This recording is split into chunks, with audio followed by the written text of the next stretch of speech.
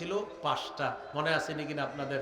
1 number, ইমান ছাড়া ভালো কাজ কোনো ওজন হবে না, সূরা কাহাফ 103 থেকে 105। 2 নাম্বার, ইমান ছাড়া ভালো কাজ মরুভূমির মধ্যে মরিচিকাকে কি মনে করার মতো? পানি মনে করার মতো, সূরা নূর 39 নম্বর আয়াত। 3 নাম্বার, ইমান ছাড়া ভালো কাজ গভীর অন্ধকারে, মেঘের অন্ধকার, ঢেউয়ের অন্ধকার, নিচে আরেক ঢেউ, এটার নিচে গভীর সমুদ্র, হাত দেখতে চাওয়ার মতো। 4 নাম্বার, ইমান ছাড়া ভালো কাজ প্রচন্ড ঝড়ের দিনে প্রবল বাতাসে কি রাখার মতো জানি? 5 নাম্বার, ইমান ছাড়া ভালো কাজ অদেখা উঠতে থাকা বিক্ষিপ্ত ধূলিকণার মতো। হ্যাঁ, মনে আছে না? সূরা ফুরকানের 23 নম্বর আয়াত। দ্বিতীয় আলোচনা ছিল মিশ্রিত আকীদা, অশুদ্ধ আকীদা মিশ্রিত বিশুদ্ধ আকীদা। এর মধ্যে খতমে নবুয়ত আকীদা ছিল উল্লেখযোগ্য।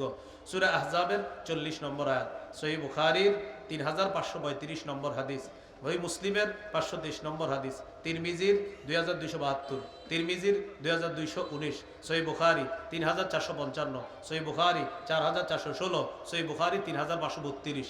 3 নম্বর আকীদা সংশয়বাদী আকীদা, সূরা জাসিয়াতের 32 থেকে 35 নম্বর আয়াত, 25 নম্বর পারা, 20 নম্বর পৃষ্ঠা। সংশয়বাদী আকীদা যারা পোষণ করবে তাদের ঠিকানাও জাহান্নাম সর্বশেষ। বিশুদ্ধ আকীদা যাদের থাকবে ইনশাল্লাহ একদিন জান্নাতে যাবে।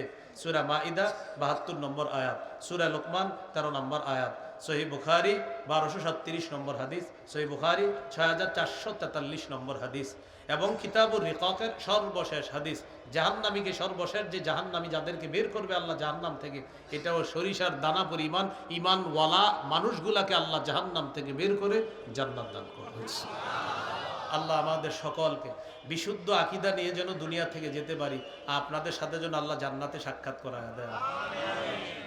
আমার মিম্বরে আমানত আছে একটা সংকলন, এই সংকলনের মধ্যে আকীদা সম্পর্কে পঞ্চম ষষ্ঠ খণ্ডে সুন্দর সুন্দর আলোচনা আছে, যাদের সংগ্রহে আছে।